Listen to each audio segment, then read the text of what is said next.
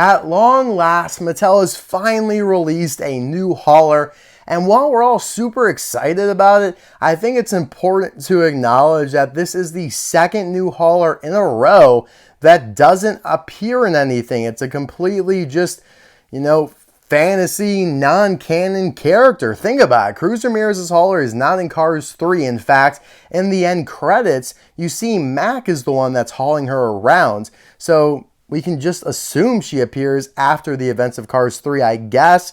The hauler before her was Marty Hauler in the summer of 2021, almost 3 years ago. The Walmart Next Gen hauler, obviously, that one doesn't appear in anything.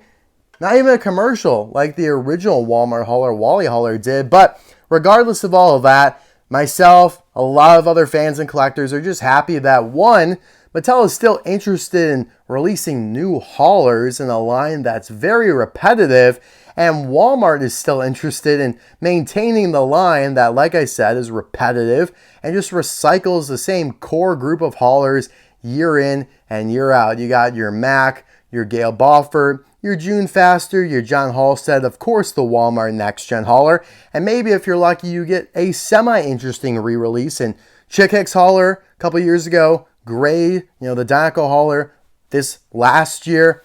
So it really is disappointing what they've done with the hauler line. There was some really good years when Cars 3 came out. Felt like it was back to 2010, 2009 levels, but whatever. We're just going to move past it. Cruz Ramirez's hauler was canceled like twice, 3 times maybe. And so we just need to shut up, take it, be grateful. Beggars can't be choosers, I guess. But it is funny that the new haulers that we've gotten over the last, when was the new hauler before the Walmart hauler? It was probably John Halstead. So in like the last 4 years, none of it came from actually a movie or a short or Cars on the Road.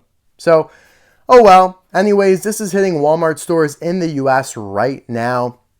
So hopefully you can go out and find it. It's going to be quite rare, I would assume.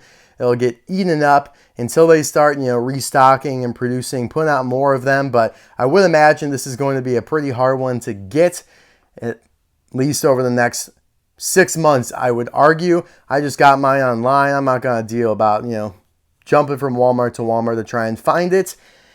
And yeah, there's nothing else new in the case, so don't even worry about that. This is technically a 2024 release. I am disappointed that they didn't name her. They just say Cruz Ramirez's hauler. Would have been cool if they gave her a name, but again, beggars can't be choosers. We got to remember that. But yeah, despite everything I've said that's on the negative side, this hauler does look awesome. Cannot wait to open her up. We are going to assume it's a female based on the eyeliner there. On the back, you have an image of her loose with Cruz Ramirez, the Dinoco version, obviously. So we will be, interacting and testing it out, see how it all works. Even though I'm sure it's the exact same as all the other next-gen haulers. And it does say made in Vietnam, so the haulers are still being made in Vietnam. They have not been moved over to Thailand yet. And before we get fully into this, I do want to mention that, think back to early 2018, I believe it was, when they did this fold-out playset of Cruz Ramirez's hauler. So this isn't the first time Mattel has taken a stab at this character before. It also then inspired factory customizers to do their own version of it. So honestly, Mattel's super late to the game, and the fact that they canceled it so many times made me think that they just will not end up doing it. Maybe because the ship just sailed on it, but, they did finally, come out with it. Surprise, surprise. So yeah, we will do a comparison between all 3 versions of Cruz Ramirez's hauler. So stick around for that, and I'll be right back with this all opened up.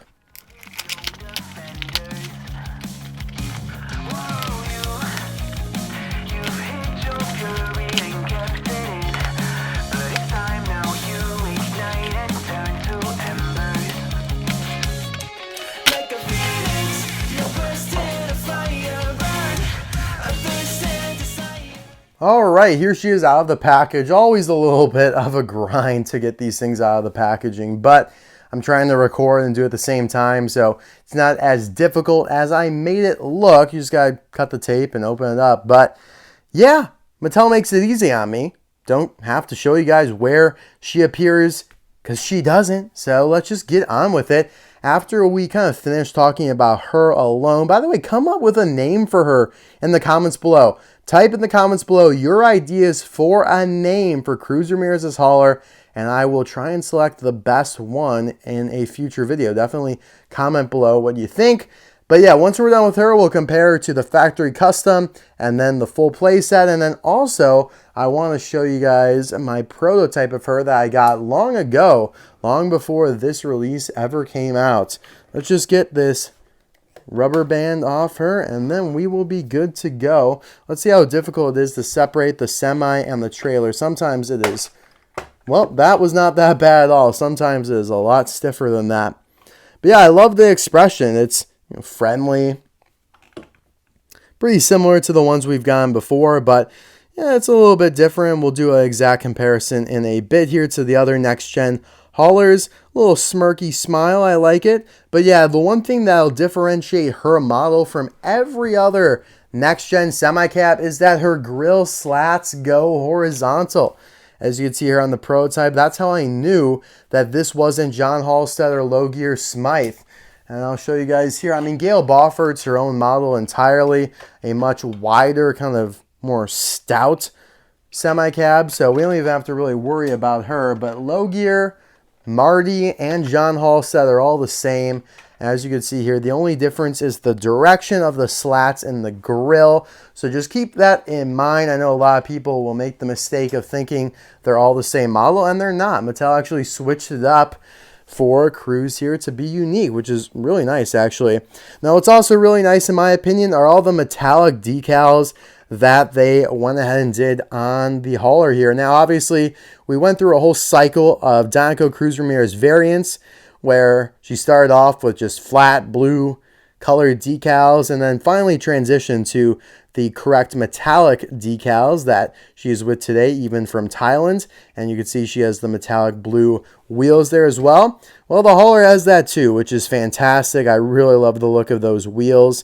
You got the stripe here, the 51, and a little piston cup decal. Very slight, but it is in there. You have the big Dinoco logo on the hat here. It's actually engraved. That's not a sticker or anything like that, not a decal even.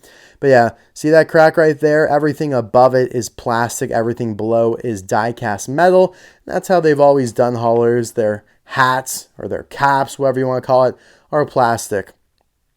But yeah, I love the blue metallic decal. See how it shines like that? I really do appreciate that. Another little red reflector decal there.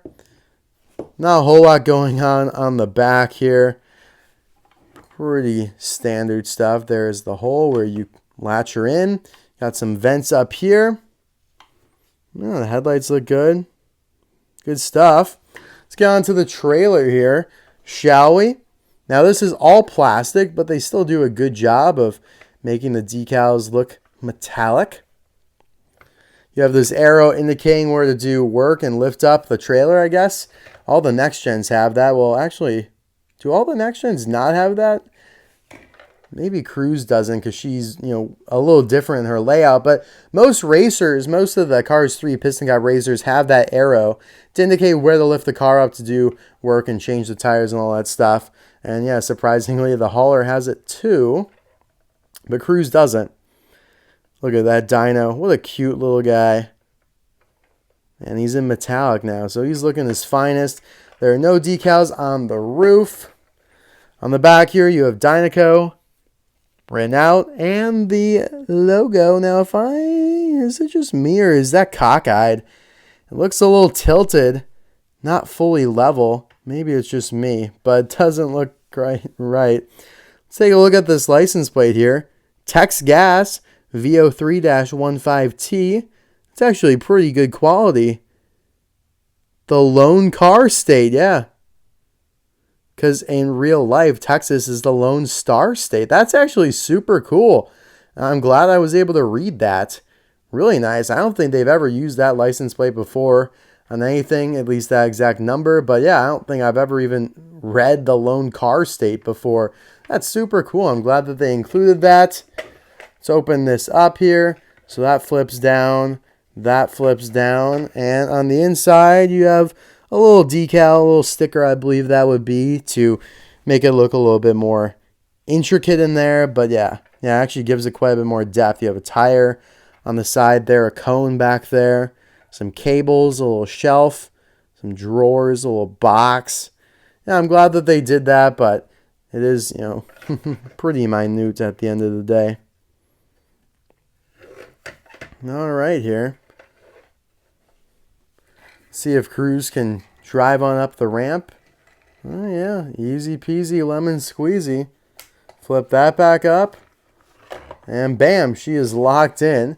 She will go back and forth a little bit, but I don't think it will really damage her much at all. Bam, there you go. Cruz is off to the races, literally. Yeah, this is a really good hauler. I mean, it's kind of hard to mess up, right? Not a whole lot going on, but they nailed it. Really good job. That license plate's really got me giddy. I have to say, that is pretty exciting, and the clarity on the decal is great. And I'm pretty sure that's because this was not made in Thailand, but rather it was made in Vietnam. Now, real quick, I just want to compare her to those other haulers I was telling you about. So let's start with Marty here, the last new hauler released. You can see grill's different, the malt's different, and the expression's different. So I'm just happy that they changed this up a little bit. Otherwise, it would get really monotonous, especially considering they don't do too many. Here with John, again, different mouth, different eyes. Yeah, if they released every of the next-gen haulers the exact same expression, I get pretty upset because, again, you've only made like 4 of them. 5 if you include the Walmart hauler. They should be different. You're averaging like 2/3 of a hauler a year since Cars 3 came out. Here's Gale, like we already touched on, completely different model, but it's good to show for comparison. Definitely quite a bit wider. And last but not least was the first next-gen hauler they did after Gale, Low Gear Smythe, originally named Jamie Williams, the bumper save hauler. Now, definitely a lot more similar to John. Actually, that's, pretty identical, but at least it's different from Cruz, thank gosh. Thank goodness for that. All right. Now let's compare her to the factory custom version of Cruz's hauler. I picked this up because it's die cast, and it's definitely more in scale with the Mattel stuff than that big one Mattel did. That one's not meant to be in really scale with the die cast. That's quite a bit of a larger item that we'll show you more closely in a second. I reviewed it. Wow. 6 years ago, over 6 years ago, I think. I could have sworn it was early 2018. But yeah, first problem with the factory custom are those beady eyes. Looks like a raccoon in the night. Don't love that. The grill's a little weird looking. They did a good job with it. They did a few of the haulers like this, smaller, but die cast. And, well, I guess the bigger ones they did that are more in scale with this bad boy back here, they also have die-cast cabs. But, yeah, they're a little weirder. The decals are a little funkier. And, yeah, I've reviewed almost all of those. They did, like, a Chase Racet one, a Herb Kerbler, H.G. Hollis, Ed Trunken, Sheldon Shifter. Probably missing one or two. But, yeah, that's actually a saving grace that factory customizers did so many of these haulers so that kind of tides us collectors over until Mattel maybe starts knocking on the door and doing some of them. They also did Danny Swervez in the bigger one, and they did Danny Swervez like this as well. So keep that in mind. Maybe I'll do a video on all those at some point. It's a pretty kind of forlorn factory custom group. How many people talk about them, even though they are pretty cool. On the side here, you got not metallic decals, but still pretty nice. They're all accurate. It's not like they were putting anything on there that didn't belong. I guess this Dinoco. Well, actually, look at that. Okay, you think, oh, the factory custom, they just screwed it up. 51's supposed to be here. Dinoco's supposed to be there. Not according to Mattel's first attempt on this character. That's super interesting. Wow. So Mattel changed up the location of the decals for the diecast version here. They changed it up since the 2018 plastic playset version. That's super inconsistent, super weird, but I'm cool with it. That's super weird though. That's like, oh my god, that's such a Mattel thing to do. So yeah, the factory custom was just going off of the playset. You can't really blame them. Everything else is pretty much in the same spot though. I will note, oh yeah, those are metallic. They almost didn't look metallic from the angle I'm looking at them from, but this does open here, believe it or not. It's really difficult too. But yeah, there's a lot of room in there. Nothing in there completely bare though. So yeah, this was nice. I don't even, oh, it actually comes out pretty easily. I was going to say, I remember these being pretty stiff, but hey, we got lucky again. That one came out quite nicely. Let's get that back in there. All right, let's compare the new diecast version to the playset version Mattel did now 6 years ago, which is just crazy to say out loud. So you got a very similar expression to what they did before, the grill, of course. The sticker on mine has always been peeling off. Since the day I opened it, it's been like that. And it's so annoying. But thankfully, it hasn't really encroached any further down since 2018. But yeah, note here that the decals and the wheels are not metallic like they are now on the diecast. Obviously, the location of the Dinoco and the 51 are slightly altered. And because this is not canon to anything, this is a completely fictional, Mattel's own creation release. They can do whatever they want to it. They don't have to go off of anything Disney or Pixar had preordained.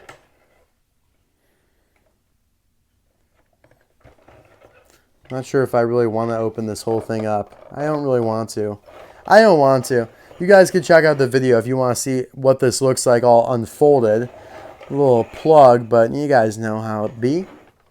So yeah, there you go. Super interesting. Lots to compare with this because of those releases. Well, I guess the factory custom is not technically a release, but you know what I mean.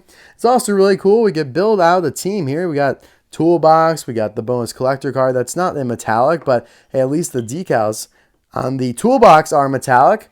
We have Cruz herself. We have the cone and the flag. This looks pretty sick. That's definitely screenshot worthy, I would argue. Go ahead. It's like we actually have like creatures. It almost looks like tractors in a field because they're all different sizes. They're all kind of similar though. But before we go, I'm going to make good on my word and show you the prototype I got. Now this prototype is for her old release. Yeah, I know. Again, it was like 5 years ago they planned on doing it. That was originally going to be from China, I think. I do believe this is a Chinese prototype. And I wanted to do a a prototype prestige episode on this, but I never was able to because I have to compare it to the real release. Like, that's how the series works. But hey, now I finally can. Won't be for a long time though, because I just did an episode on this, which is John Halstead or Marty Hauler, or I guess it would probably have to be either Logie or Smythe, or I guess it could be all of them because they all have the same mouth. That kind of screws you. But yeah, it's like, what the hell, Mattel? Just change up the mouth a little bit. Like with Cruz's hauler here, like it's slightly tweaked and it does all the difference. But I just did that episode. Check out the link in the description below for that episode. And not to spoil anything for the remainder of the season, but I also do an episode on Gale Balfert's. I have this prototype here of that semi. So yeah, a lot next-gen semi-cab action in a short period of time. So I probably won't do a prototype prestige episode with these two until like 2026. And I know, who knows, hopefully I'm still making videos at that point, but yeah, you gotta plan out. You gotta plan for the future, and I love doing that. It's like, I feel like I'm Marvel sometimes. Like, yeah, we'll do that Wonder Man show in like 2027. Yeah, Avengers Secret Wars, yeah, it's like 2029. Avatar 5, I know it's not Marvel, but like, yeah, that's like 2030. I love that. It's just like they're forecasting out so far. It's like, gosh, I hope I'm still good to go see a movie by then. All right, guys, as always, thank you so much for watching this video. So glad to be back reviewing a new hauler. Feels weird. but it's a good kind of weird. All right, bye now.